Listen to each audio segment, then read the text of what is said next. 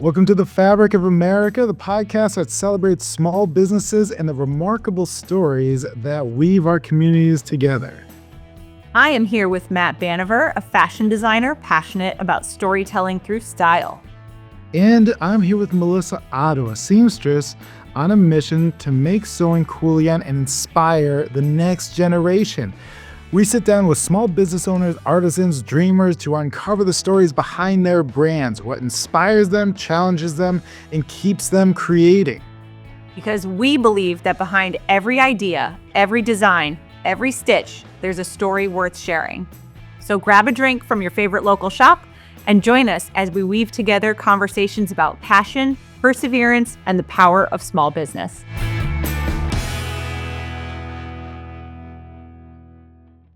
Melissa, you love candles, right?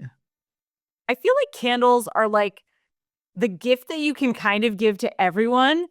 And when you do it well, it's awesome. And when you do it in like a crappy way, it really sucks. Ooh, wait.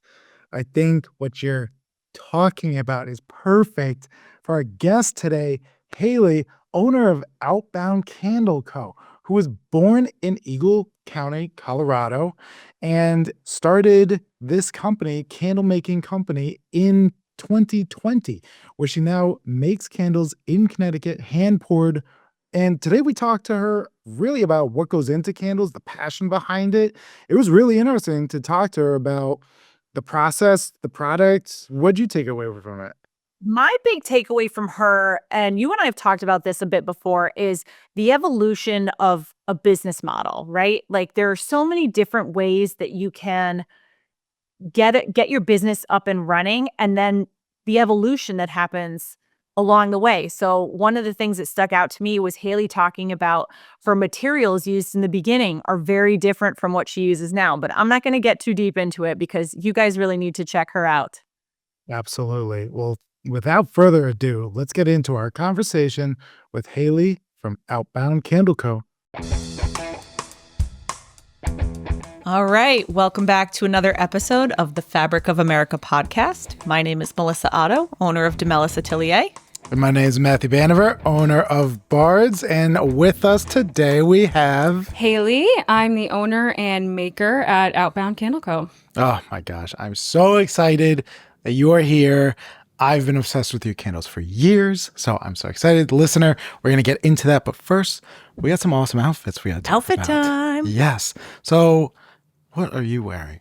I get to go first. Yes. Okay, cool. I am wearing my Express jeans with gigantic holes in them. Yes. It is getting colder, so these jeans will go away from the rotation. How big were the holes when you got them? They were actually this big when I got them. Really? They have not expanded. Actually, you can see they sliced down a little bit, and I put some fabric behind it. Yeah. To close it. So it did split more, but that wasn't the general gaping holes were the same. Awesome. Yeah, no, but when the weather gets colder and the breeze gets too much, I actually put the holey jeans away. How often do you drive your foot through the hole? It's happened. That's probably how one of these splits happened. Honestly. Yeah. We know. It's the ripped denim stuck on the plight. phrase on all the time. But yeah, I love these. They're super comfortable, express, high-waisted, light wash denim. I have on my Rage Against the Machine concert t-shirt. Fun fact. I purchased this at the Madison Square Garden show, which became the last show that they ever played. What? And may remain the last show that they ever play. That's wild. Yep. Zach busted his ankle at the beginning of the tour and then went through the whole tour, and he literally raged, no pun intended, your favorite word, too. From sitting, he was sitting on I don't know if it was an amp, he was just sitting the whole show and losing his ever-loving mind while he sang, and it was one of the greatest concerts I've ever seen. I've seen footage of that life. show, I think. It was outstanding. Run the Jewels opened. Yeah. I bought a t-shirt of both of theirs at the show. Oh, it's got I love like it. Well, I put the chain on the neck myself, which probably devalues the tour shirt a little. But I'm not looking to sell it. It's mine. Yeah. And then for a little balance, I like to pair my Rage Against the Machine shirt with my dad's actual military jacket because it seems ironic. That's pretty on the nose. Right. But so it says Shauna. That's my maiden name. It was my dad's Air Force jacket, so it is legit. And I kind of wear it like a shacket. Yes. So I love it. And I've got my Nike Jordans. They're kind of like a iridescent pink and navy blue. I love them. They're my first Jordans. Well done. Super comfy. Yeah, I am not a sneakerhead at all. I'm not at all, but I saw these and was attracted to them, and one of my employees They're very you. knows a good bit about sneakers and was like, yeah, those are legit. So That's putting it lightly. Yeah. No, that's awesome. I love it all. And it's funny. I feel like we definitely talked about this on one of the episodes that it feels that unintentionally we come in with the same vibes in our wardrobe. Yeah. Because we don't talk about our outfits beforehand. And here we are both in shackets and jeans. Because the shacket rules. Oh my gosh, I love this. So this shacket, one of my new ones. So this is actually collaboration with me and American Woolen. So this is grown and sewn in America. I love it. It's got these dual entry pockets, perfect for keeping Kit Kats and stuff and whatever else you need. You know, some fuel. I usually like to wear them with the sleeves rolled up. And then I got my bracelets, one by my niece, made in the USA.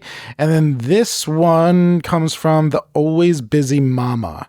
Do you know her? No, the name sounds familiar. Yeah. She was vending. I met her at the market 11:15, like a month ago or something. So her 4-year-old makes this. Aww. And when you buy this bracelet, it goes into, all the funds go into a separate savings account for the 4-year-old. That's really cool. Yeah, right? That's so awesome. And then this shirt, this is a Western style shirt I made, probably one of the first casual shirts I made for Bards. And I was just like, I really want to get into this whole Western look, this kind of casual, because it feels like in a lot of menswear, you either fall into the super high-end suits all the time or like overalls, workwear all the time. And I was like, I like this Americana look, but I don't want to be either one of those. Somewhere in the middle. So yeah, I'm trying to rein it into this, I don't know, I own a ranch in Montana type of look. Do you going to make me say it? Yes. The freaking logs, man. Yeah, we have not yet addressed your photo shoot. As we won't. With the logs. They were fantastic. Haley, can you weigh in on my log photo shoot? What were you like chopping wood or something? I posted them on. He wanted to look like he was. Yeah, they were awesome. My logs were fantastic. Stop talking about my logs. I want you to share 2 of the comments that came through. Are these the ones you just posted? Yeah. I saw the pictures. They were awesome. Pictures were good. Right? It was Logs. just very funny because the commentary was right on the nose. Somebody said, "Are those logs paid actors?" Another one was, manual labor hates to see you coming. Just so rude. Laughed. So rude. So it's funny because sometimes I do this trip. It's like a Habitat for Humanity, and where you and I met, and I'll go down there and it's like literally rough cut lumber. And I'm like, these hands are only for the finest fabrics in the world. And people are like, Matt, just go sit over there and just give commentary. That's pretty much all I'm good for. Put your like leather gloves. Yes, exactly. They're like fine fitted, like tailored work gloves. Yep. And then I got my Raleigh denim jeans on. These really are, I feel like I should buy like 3 more pair of these. I wear them all the time and I'm obsessed with like the fit, the cut, the taper at the bottom. It's all just everything. And then my Meslon boots and Bob's Burgers socks. Gotta have some fun socks. Oh, got to. I love these socks so much. I got them in a 5-pack and it's my Monday through Friday socks basically. So Haley, what are you wearing? So yeah, I was a little nervous actually, like when I saw the message. I was like, oh, we're going to ask you about your outfit. I'm like, what am I going to to talk about? Like my old Navy pants, and, like, a band t-shirt. But like, as I'm getting dressed, what is wrong? Story with the band t-shirt. Yeah. I love it. But as I was getting dressed, even in like stuff I put on every day, I'm like, oh yeah, there is kind of like stories to tell about everything. So this dress is Marine Layer. Is a brand based out of California. They're all about like sustainable textiles, and I think there's a percentage of it that's made out of recycled materials. And then you can also purchase like a bag from them to send in your old t-shirts and stuff like that, and they'll recycle it. That's so nice. Cool. And I guess they're a certified B Corp, which I guess is not common in the apparel industry. No. Bombas is a big one for that. Yes. Okay. So Yep. Bombas, it's like when you have a nonprofit portion, you do good with Yes, you your have profits. like a social impact Yes. portion and Yeah. environmental impact. Different than an S corp. transparency. Yeah, Yes. it's like your profits purely go back to doing something socially good. So Bombas does buy one, give one. Gotcha. For socks. Yes. That's awesome. So that's the dress. Sneaks, I got my Vans. My sister-in-law works for corporate Vans, so my family and that's I are like, That's hey, a sick hookup. Vans That's billboard, awesome. like on any given day. Yeah. We have got hats, shirts, socks, shoes, like the whole Vans get up. Standing. This necklace, just a small business from Etsy. It's got actually my kids' initials engraved in That's it. awesome. And then my earrings, which are probably hard to see. I'm not a like a statement earring kind of girl, but Yeah. they are from a small business based in Brooklyn. Ooh, wow. Love it. Nice. That's a well done. Well done. So, Haley, run us through kind of like the story. Like, give us the cliff notes of your story. How did you get here? Okay, so when I started the business, I was living in Colorado at the time, and I had my son, my first kid, and I was actually working in law enforcement at the time. And when I had a baby, I was like, okay, I'm ready to get out of that field. Wow. So now I'm home with a newborn, like kind of bored, and I was just needing a hobby. And I saw like a YouTube video about candle making, and I was like, oh, that's cool. Like, I'm going to try that. And bought like what I now know are like the worst supplies possible off Amazon now that I'm like an expert. Yeah. And made some candles, and I just like fell in love with the process of it.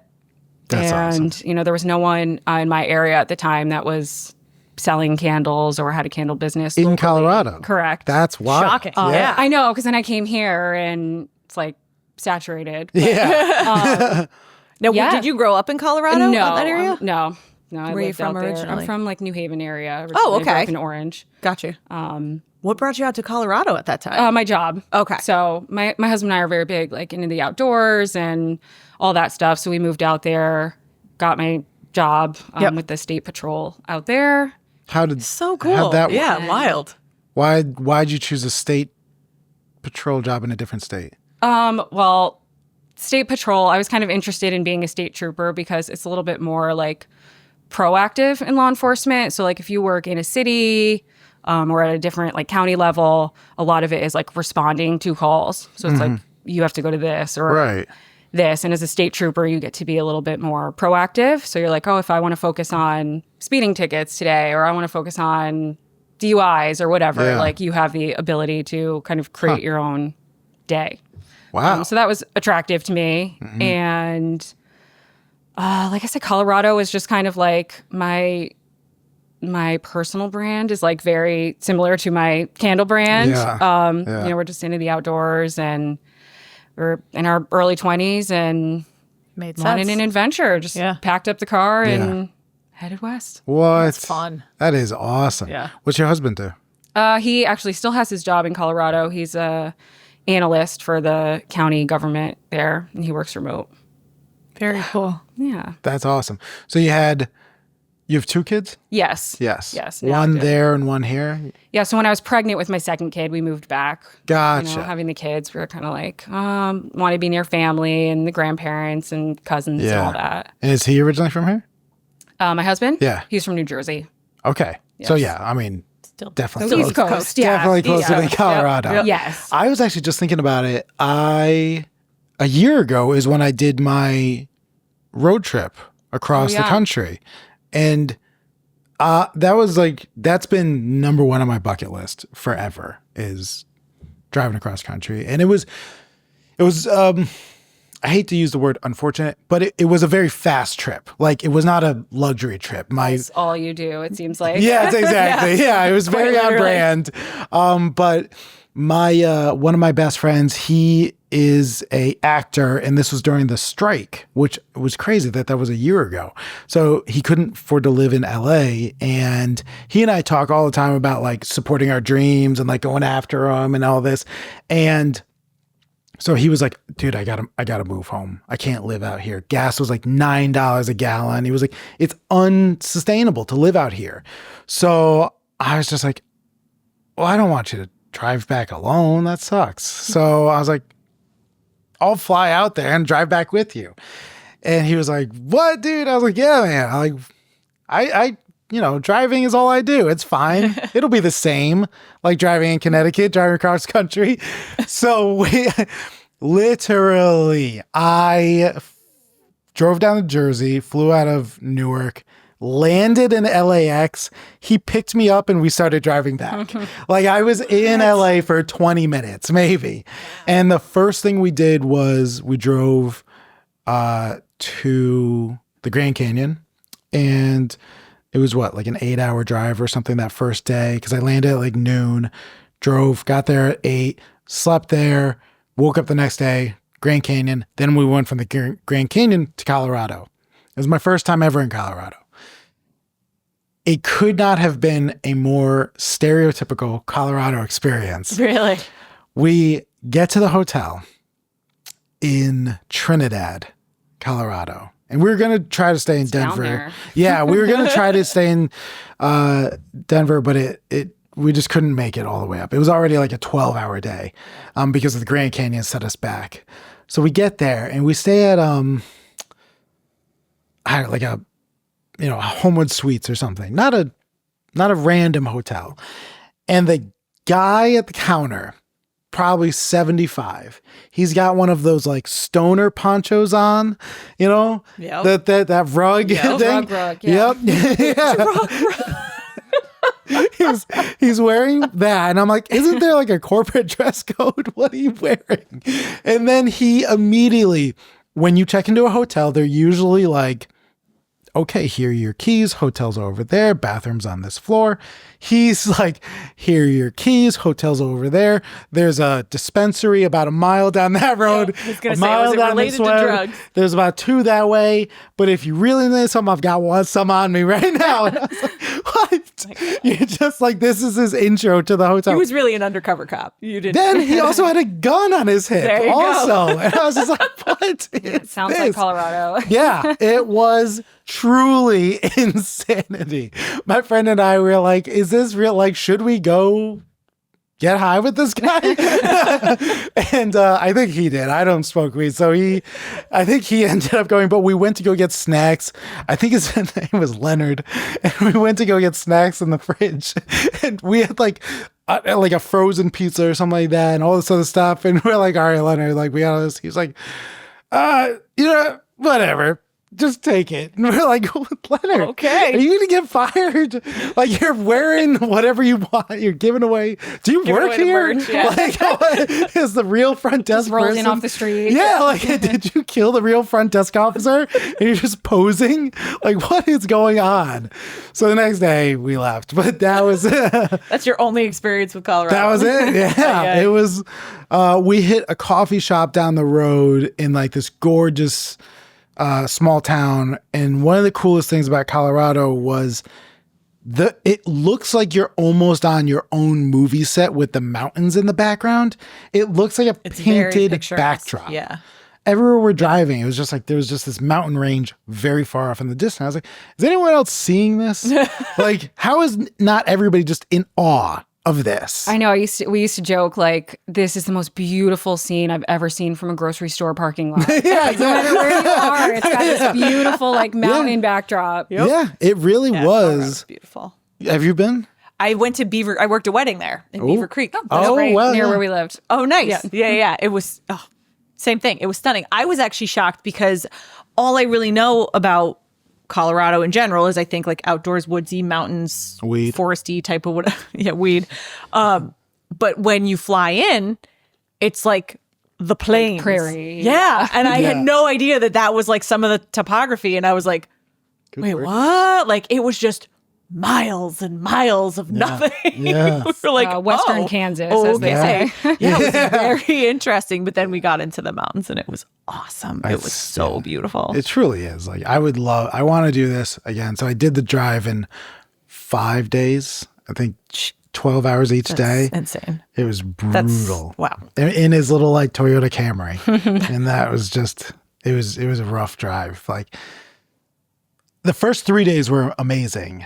Like the West, Midwest, the deserts, favorite.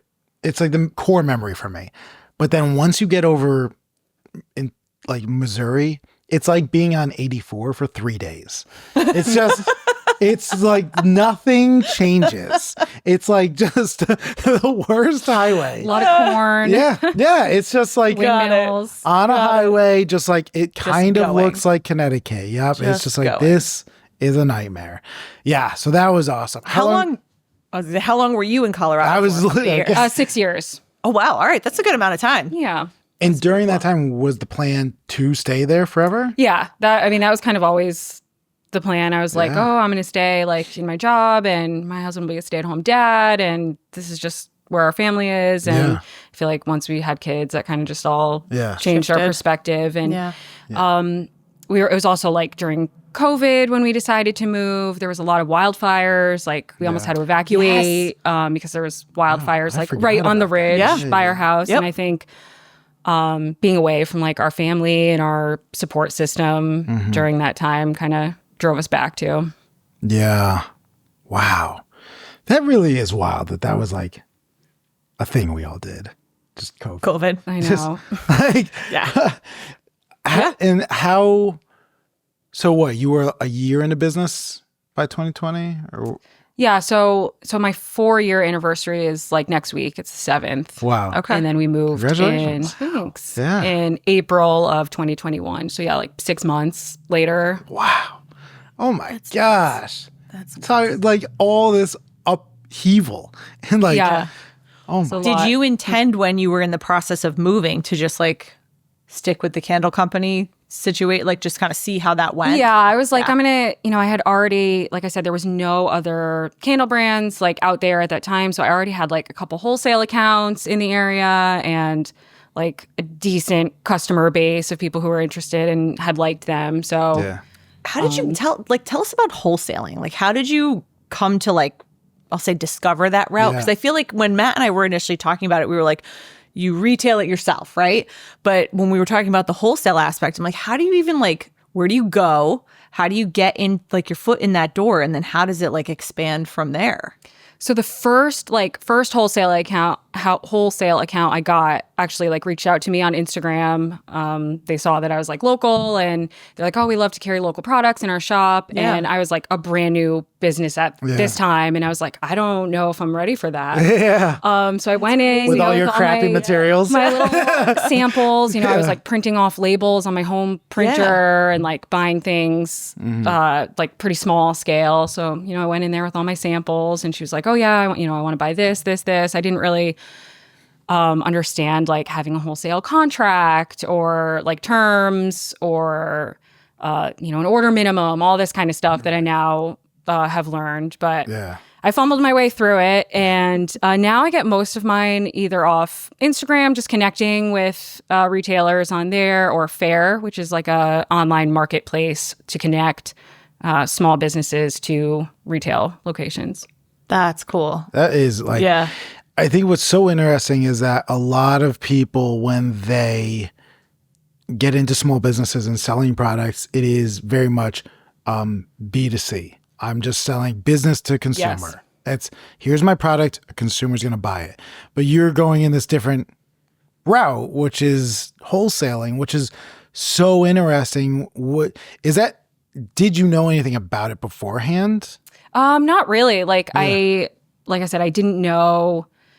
So the standard in wholesale is that you sell them at about 50% off of your retail price, and then they sell it at the retail price in their shop. So I didn't really know anything about that or how it worked.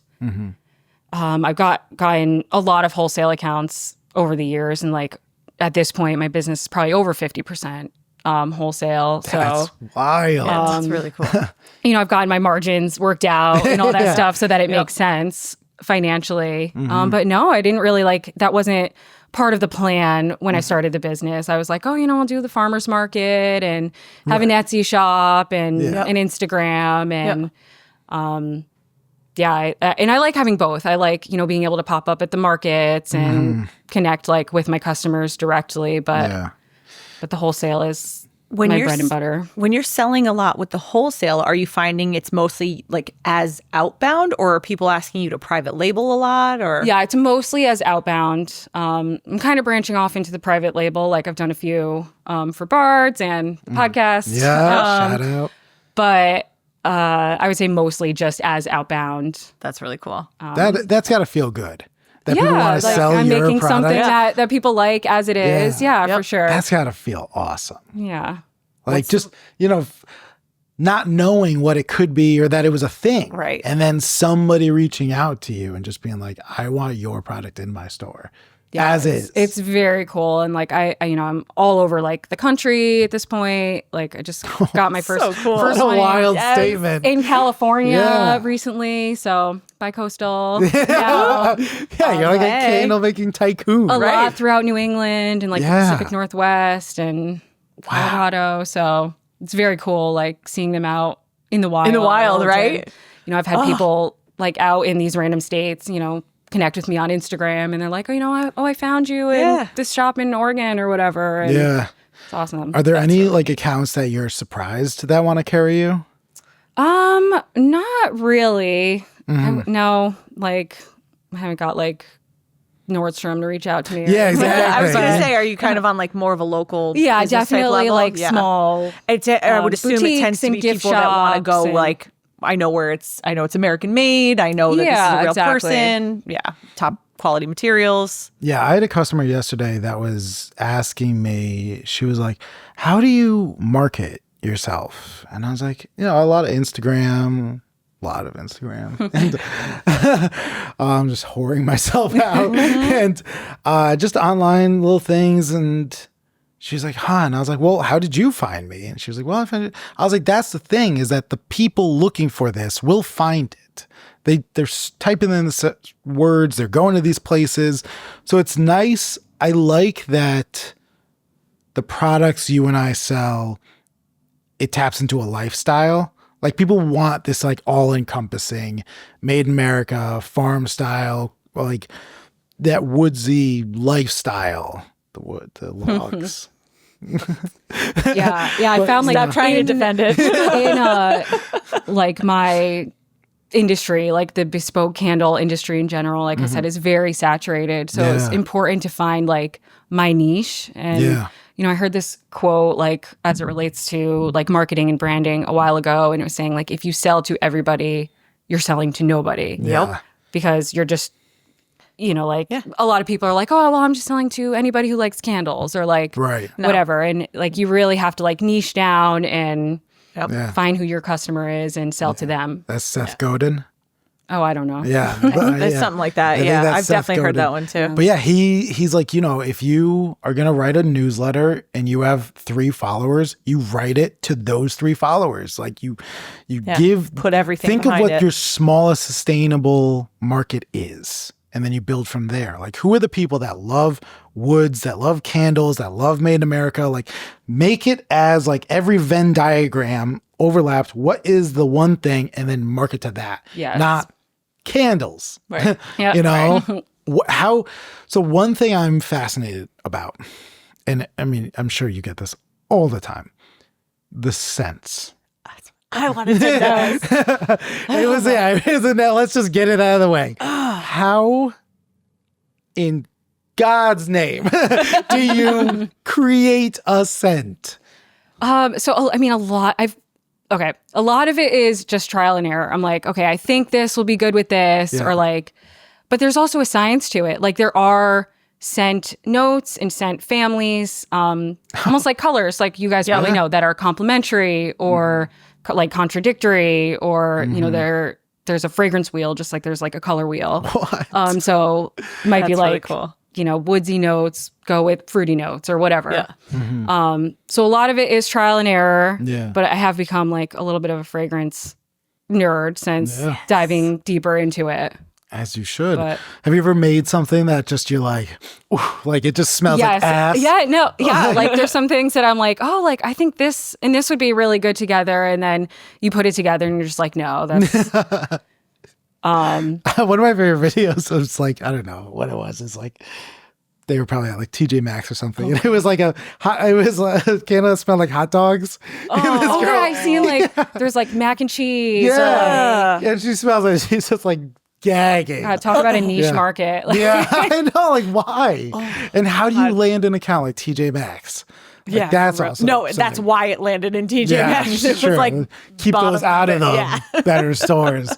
That's absolutely wild. but it is, it's like, it's so, scent is like so personal too. Like I always laugh Yeah. because I'll go to like pop-up markets or events and stuff and I'll have people like, you know, who are like best friends or siblings or like even married couples. And like one of them is like, oh, I really like this one. And they like show it to the other person and they're like, no, like Really? not at all. Wow. Or people will be like, what's your favorite? And I'm like, oh, you know, this one's my favorite. Yeah. And they're like, it's not for me. So it's just, it's super personal. And I try to have a little bit of everything like that would appeal, you know, stronger ones, lighter ones, all different things that would appeal to Do you different find buyers. with the retailers, like certain areas or certain markets gravitate towards certain particular scents or groups of scents? Yes, definitely. Interesting. Wait, So, what? I mean, I feel like my... Like, does California want like sun and sand smells? okay, Like, okay. right. And meanwhile, Yeah. Vermont is like, So- give me the woods. Like, Yes, no, that is. Right? And, No you know, like way. my Wow. my so cool.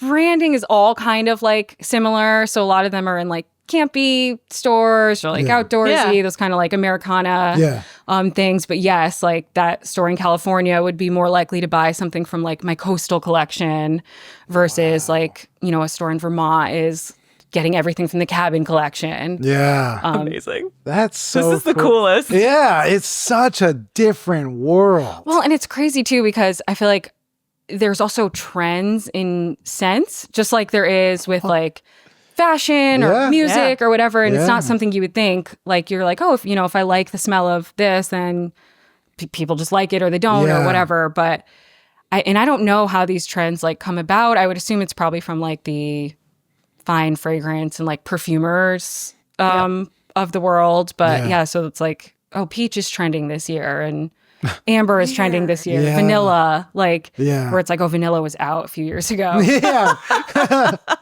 It's Wow. so passe. Yeah, Yeah, that now- is so now I insane. like it. So- Yeah. I mean, I do feel like Bath and Body Works scents have been making a comeback. So Well, Plumeria. Yeah.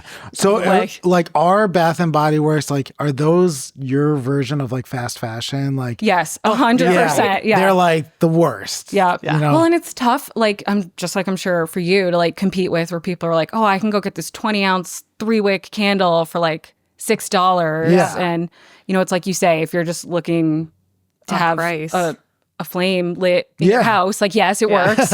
Flame. But yeah, like the quality of like the wax, the quality of the fragrances, like all of the like fillers and stuff that they have in there is, it is my Yeah. version of fast fashion. Yeah. So Haley and I met at the Market 1115 in Manchester. And it's one of these markets where all these different vendors are. And I immediately like saw her stuff and was like attracted to the whole like campy, because she's got like these little like campground, like Oh, yeah. what are they? Models, no, toys? I have Oh, neat. yeah, they're just like little display items, yeah. but But it was just like, oh, okay, Yeah. I get the vibe. Yeah. But that was like immediately. how you were displaying the Yeah. the Yeah, products, yeah. right? It was very much like, okay, cool. Yeah. Americana. Some of the candle vendors have like crystals and Yeah, horoscopes, yeah, yeah. and Yep, I'm just yep. like, that's not my thing. So I saw Haley's and I walked over and I was talked for probably way too long. Cost her business. Sounds but about right. it was so interesting to learn more about. She was telling me about the wick, and I got like a snipper. oh yeah. Yeah. And like how like cut down your wick so that it doesn't burn so hot that it melts the candle faster than it should. And then also I had recently bought a candle with a wood wick and asking the difference between wood, and she was so knowledgeable about it. And it was just like, wow, there's a lot that goes into it. It's not just scents and slap a label on it. Like that aspect I love that it is so artisan.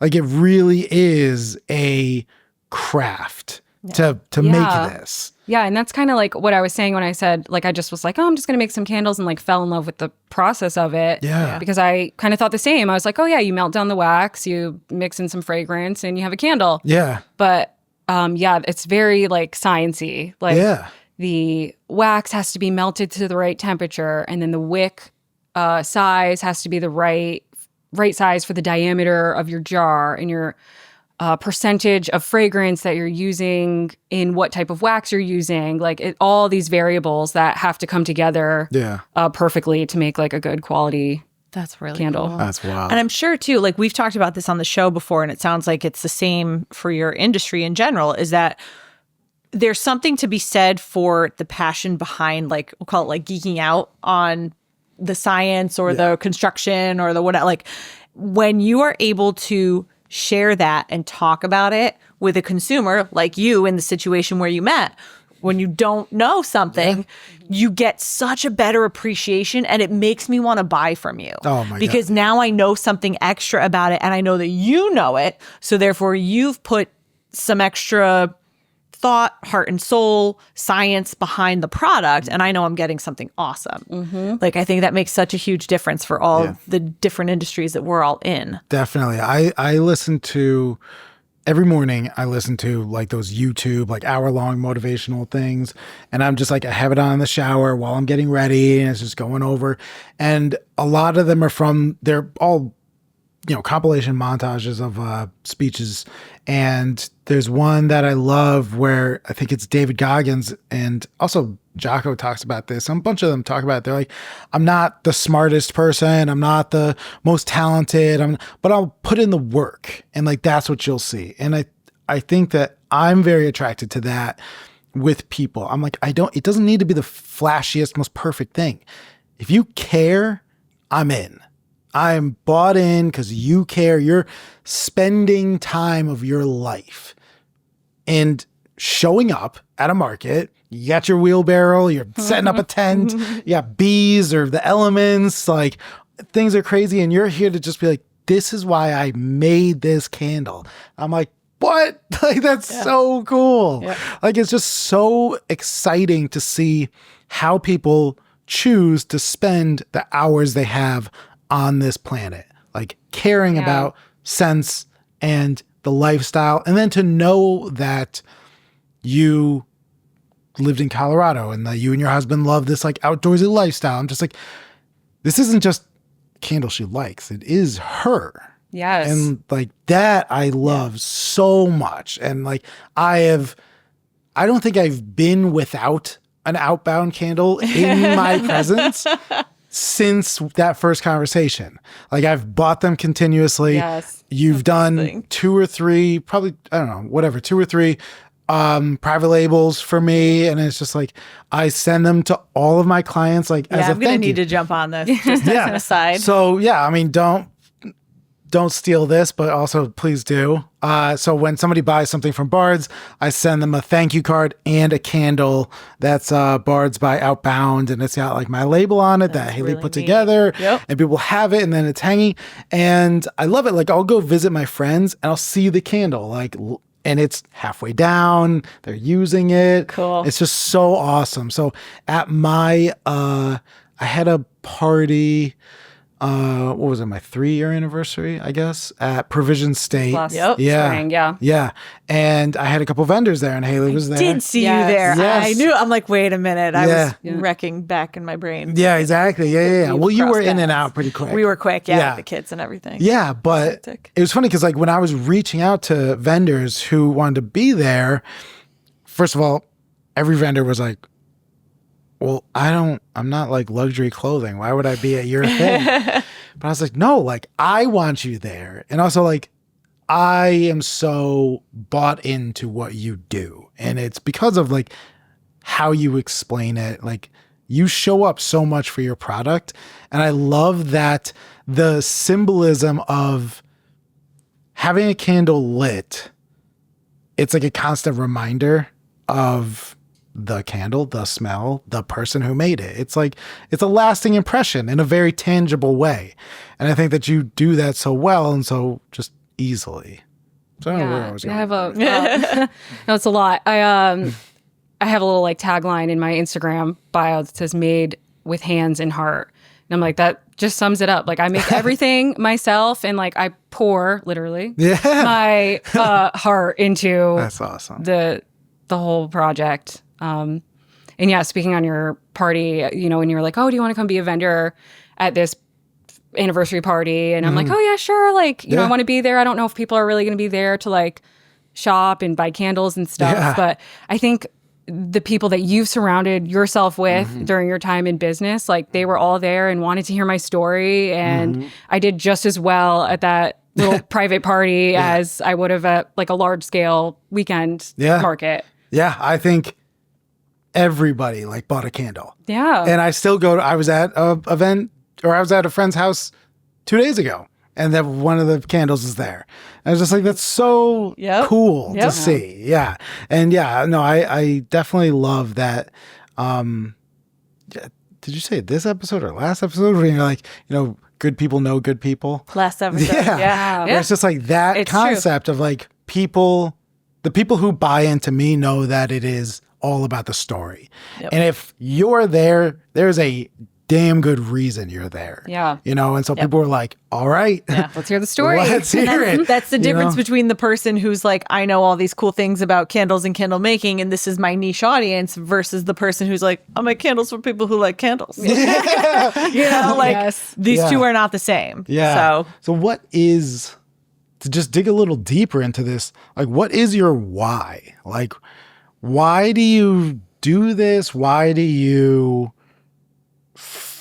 because it can't be easy to do. It can't be easy to keep doing. There's probably days where you're like, there's easier ways to make $1 or something, you know, like what am I doing?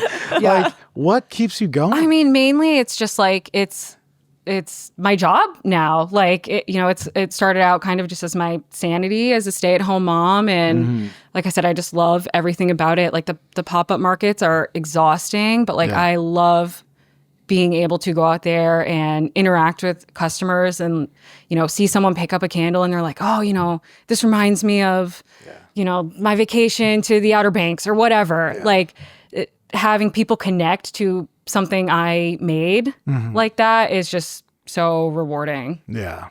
Yeah. I remember I was in another lifetime, I wanted to be a clinical psychologist, actually. That was like pre me being a history teacher. I wanted to be a clinical psychologist. But then I realized there was no money in talking to people. It was all about brain scans or whatever. And so I was like, all right, I'm done. But I remember like being so stricken by the olfactory system. And just how strong it is in your brain, like what it does. Like one scent can just send you flying back to a time and bring back visceral feelings and memories of just where you were, who you were with, what you felt like a certain campfire. You're not just thinking about a campfire. You're thinking, I was happy and I was with good people and I was at the beach and it was 12 years ago. You just know everything. Pulls you right back in. That's so cool to almost like have access to that in people. Tap into something. Well, and that is like the inspiration in a lot of what like ultimately ends up making it like into my lineup is what strikes that chord with me. And, you know, that video you sent me the other day where they're like, it's not about the scent, it's about the vibe. And like, that's so true. Was that the one with the bros making all the candles? So funny. So funny. It's not just, oh, you know, you mixed like pine and smoke or whatever. But yeah, it's that memory of that bonfire or whatever. And that's what I try to. Do you have any bonfire scents? Not currently. That one I did for you, the first round of private label was, Can you bring that back? Yes. For you, baby. Yes. So we started to touch on a little earlier, like the difference in materials and how that kind of changed for you. For the listener and myself, selfishly, like what are key components to making a good quality candle? Like not trash candles, fast fashion. No Snickle Fritz candles. So the wax is like the most important. That's like really the base and the heart of the whole candle. So they have all different like types of wax. The main ones that are used in like commercial, like TJ Maxx or Bath and Body Works, are going to be paraffin, which is like a petroleum byproduct. So not renewable, not sustainable.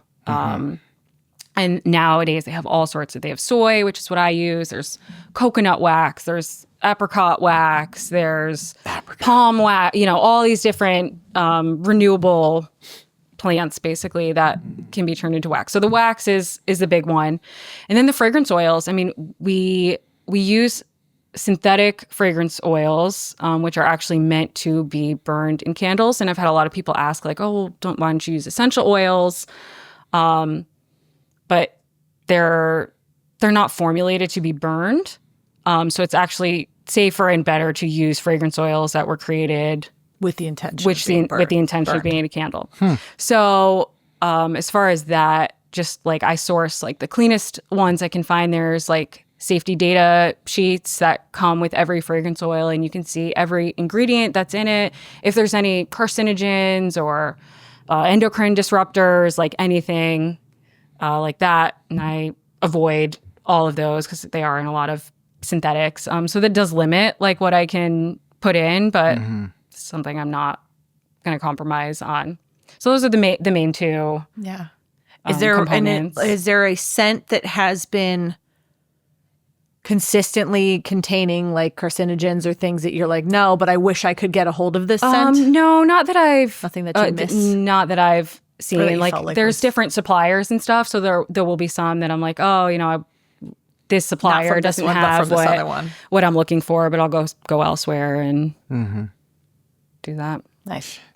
You kind of talked about it now, but if you could expand on like what are some of the red flags in fast fashion candles or like big retail candles? Like what makes them so bad or like not as good or lower in quality other than the wax? Like, why would, I guess, what's the benefit of getting a candle from you? So when you're burning a candle, you're burning off, everything that's in that wax, and that oil is essentially going into the air. And if you can smell it, like it's in you, like you're breathing it in if you can smell that. So just the quality of the ingredients in that, I wouldn't say there's a specific thing to look for because you're probably not going to have access to all those ingredient sheets and stuff for every candle that you buy from one of those places. But it is wild. Like I drive up to Vermont a good amount and seeing there's like the giant Yankee Candle building on the road, and it's just like, damn, these guys. These guys, what a chokehold they have. Candle empire. Yeah, it's insane. They're like the Shein or whatever and just cranking out candles. Yeah. It's wild.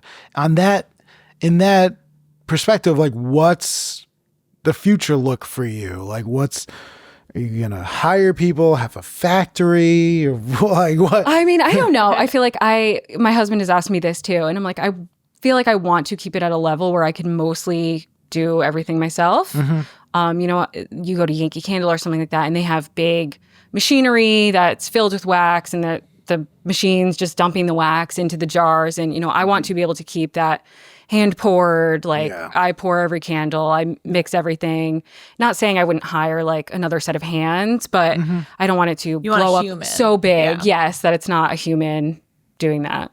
I do everything at home right now, so I would selfishly like to expand into like a studio space and move out of my basement. But does your whole house smell insane? Yes, all the time. That's all. Does it change, or is there one kind of amorphous smell? I feel like there is, like the way like they all smell. I have 12 like in my core lineup, and the way they all kind of smell like together has its own scent.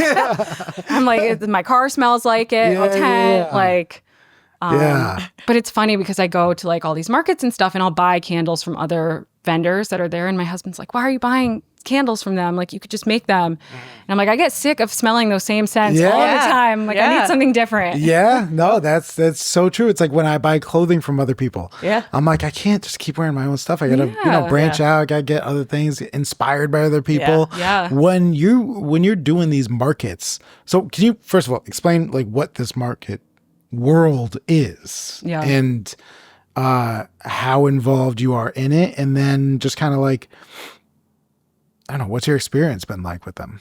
So they're like, I've found over the years, like the ones that I feel like I'll do better at. And that's usually like an artisan market that is like vetting their vendors. Like you have to apply and get approved, which shocks a lot of people actually. I'm like, oh, I didn't get into this market. And they're like, what do you mean you didn't get in? Like, I'm like, you have to apply and pay to be there. Yeah. So I found that those ones work better than just like, a church craft fair or farmer's market, like, for whatever town. What's it like being, so then you're there. When you're like there, when you were setting up, when you were getting started, we talked about how you didn't really have the concept of the wholesale aspect of it. Did you know that these markets and these pop-ups were going to be a thing? Yeah, I would say that was like my goal to start. Was to work there. To go do that and just see if people wanted to buy them. Yeah. And, I've definitely like stepped up my display and like I don't want to say like sales tactics, but like, my spiel. Yeah, Like, talk about it, right? Yeah. You have to be able to put yourself out there and be convincing to people that they would want to. So I've learned Grab a lot their and I feel like dollars. developed kind of my system over the years, and I enjoy doing them. They're a lot of work, but It is interesting that you're talking about developing your skill, and it kind of goes back to why you were a state trooper, wanted to be proactive. It's like, you don't want to just go to these markets and just be like, hey, if you want candles, here they are. Right. You want to talk to people. I sell to people who like candles. Yeah, candles for exactly. people who like candles. Yeah, exactly. You're like going after it. Like, here's why this candle, Yes. Like, this is me. Like, That's a cool through line. Yeah. yeah. In all of what you do. What has been the most like, I want to use the word like insane interaction you've had with someone where they're like, because I've seen people at markets and stuff who are like, well, why is it this much? Or well, why, you know what I mean? Like people are always looking to stick it to, like someone always thinks they know a little better, and they just want to like grind you a little bit. I've definitely had the like people raise their eyebrows at the price, or people are like, oh, well, why is this so much when I can go to Bath and Body Works and get a candle for $10? And you kind of have to approach that learning curve of, well, this, these are my ingredients and it's all made by hand. Like, I could not sell a candle for that price and still make any money off of it. But yeah, so a lot about the price, or, I've had people who are like come up in pairs and they're like, oh, you should start doing this, like to their friend. Like, it's so easy. I'm like, okay, try. But it's really funny. I always think about this one day. I was at the market on Main in Manchester, and I had a girl come by and she was smelling them all, and she said something to her friend like, oh, these are all too strong for me. And so I kind of spent the day like spiraling a little bit. I'm like, oh, like, that's not my intention. Like, do I need to like subdue my scents a little bit more? I don't want them, that's kind of my thing. I don't want them to be like super strong or like artificial smelling. So I was kind of in my head about it during the day. And then later in the afternoon, a woman came by and she's smelling them all. And she's like, oh no, like I like strong candles. These are not for me. And I'm like, that just like sums I knew that's up where you were going with being it. a small business. Right? I'm like, I just have to emotional roller coaster. stick to what I'm doing, and you truly can't like please everybody that's out there. Yep. Yeah. What's that meme? That's wild. It was like, And it happened in the same day. I was like, I'm so glad. I'm actually glad. Those two interactions happened on the definitely. same day. Yeah. There was like a meme recently that was like, being a small business owner is like having the best day and the worst day of your life happen every 5 Every minutes. day. Yeah. And it's like you literally go in, literally. well, like 1 minute you're Yeah. just like spiraling on the Yeah. brink, and then you're like, okay. And there's a learning curve in small business in general to that mentality too, because when you're first getting into it, you have those like someone gives you one criticism and you're like, oh snap, and then you get the opposite and you're like, wait, what? And then you get to realize, oh no, this is going to happen every day to me, and I just need to be like confident and sticking to my guns and just like know who I am, and that's it. And then you get rid of that imposter syndrome from that moment on, when you realize that that's just the way it is. Yeah. What was it like the first time you sold a candle to a stranger? Not a friend, not a referral, just somebody liked your candle. It was pretty crazy. It was someone in Colorado, and this is like a whole other thing, but selling candles like online is hard because people want to hold it. They want to smell it first and foremost. Yeah. So it was like a local woman, and she was like, oh, I'd love to smell your candle. So we met up, and she, went through the lineup, and like on everyone, she was like, oh, this is really good. Like, this is really good. This is really good. And I was like, I can't believe it. Like, I'm like, of course I think they're good. Yeah. Right.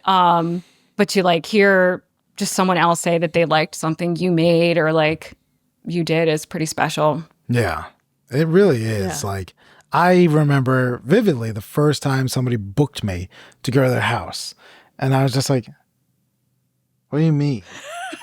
I have to do this now? I was like, wait, you want me? Yeah.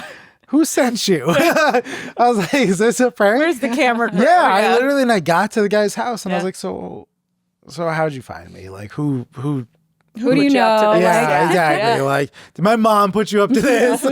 And he was like, yeah, I found you online. I was like, Okay. that's it?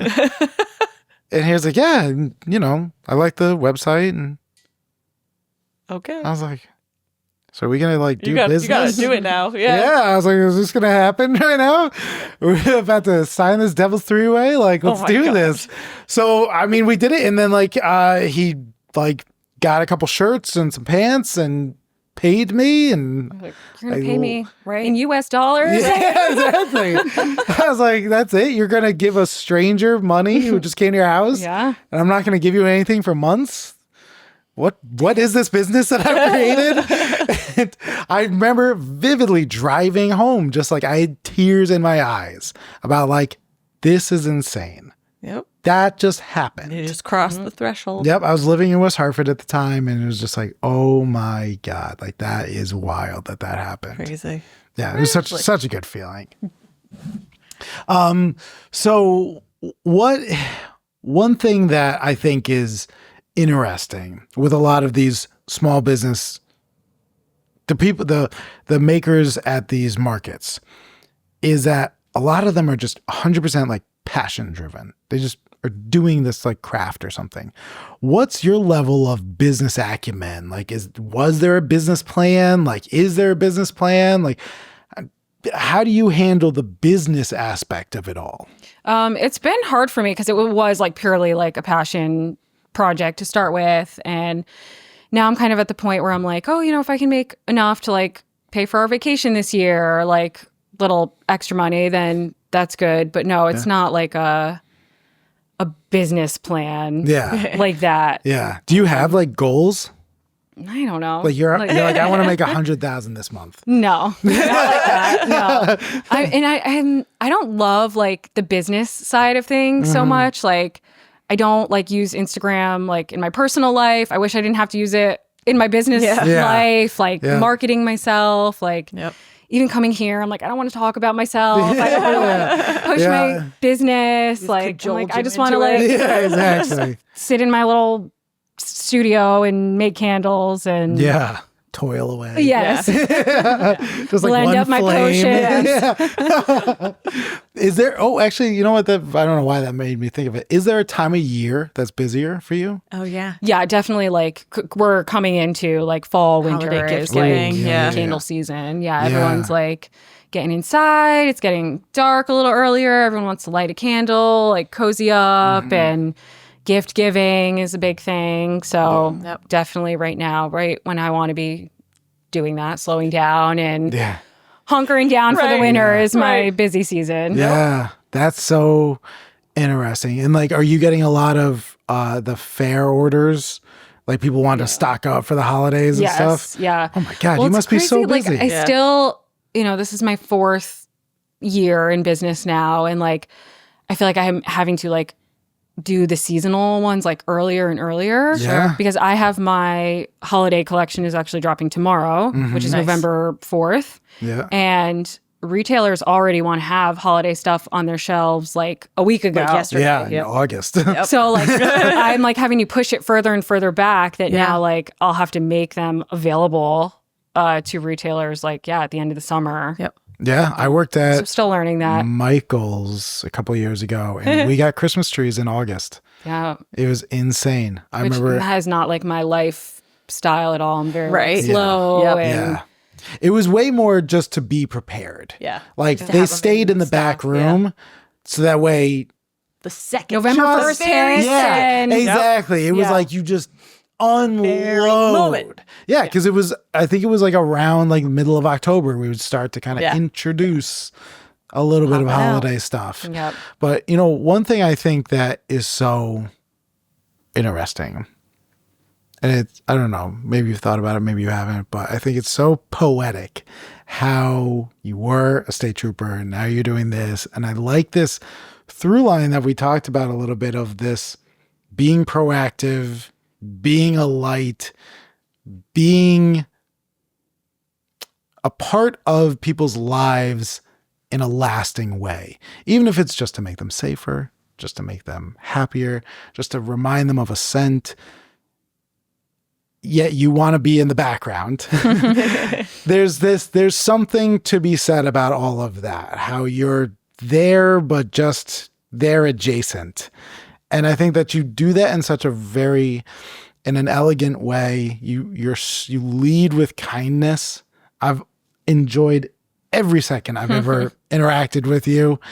And I'm so grateful that I walked up to your booth and we started talking, and the candles that I send to clients and give to people, it's one of the highlight features of my business. Like people are so grateful for it because they can't always wear whatever I gave them, but they can always light the candle. They can always be reminded of their time with me. And then also they're reminded of, oh, Matt does care about small business and the people and the stories that go behind it. And I really, really am so appreciative of who you are and what you do and like what you put into this, because it's so much passion and it feels so great when I give somebody this. I feel like, God, I want you to know like Outbound Candle. I want you to know Haley. Like, here's her website. Go on here.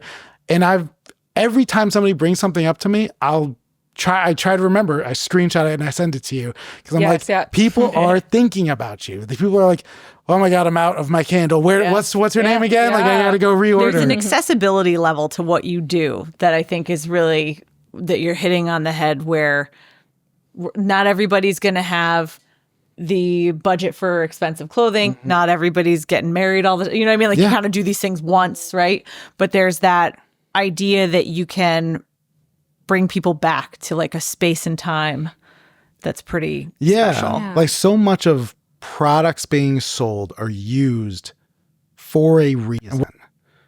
But there's something so beautiful about the simplicity of a candle, yet how impactful it is.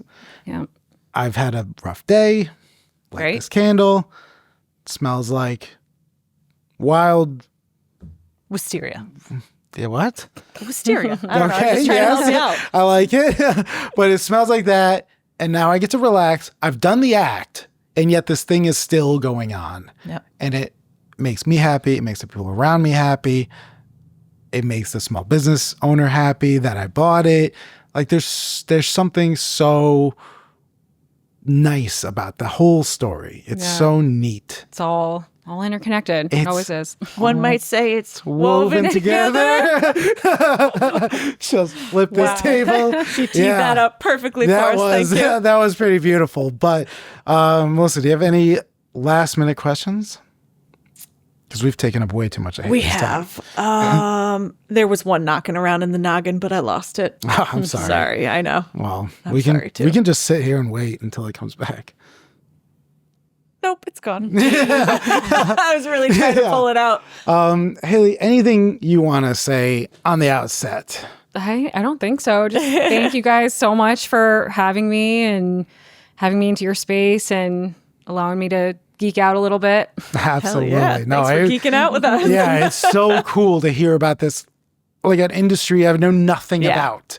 And again, candles are so prevalent in all of our lives that you don't stop to think about like what could and can go into a candle. I think that's really cool. Where can people find you? OutboundCandleCo.com is my website where you can go on and shop everything. I'm also on Instagram, Outbound Candle Co, if you just want to connect and follow along a little bit. Gorgeous pictures. If somebody does feel so passionate about needing to smell the candles, where can they find them? Some of the places. I'm like all over the place now. Okay, as I said, just not to toot my own horn. I would say top 3 stores. In Connecticut, we'll do locally at the Firestone in Manchester. Bark and Vine in New Haven is a big one. The Westville General in New Haven. Awesome. A few local. Or you could buy some clothing at Bard's and I'll give you one. I get it. But no, Haley, thank you so much. This was such a pleasure. And thank you, listener, for joining us for another episode of The Fabric of America.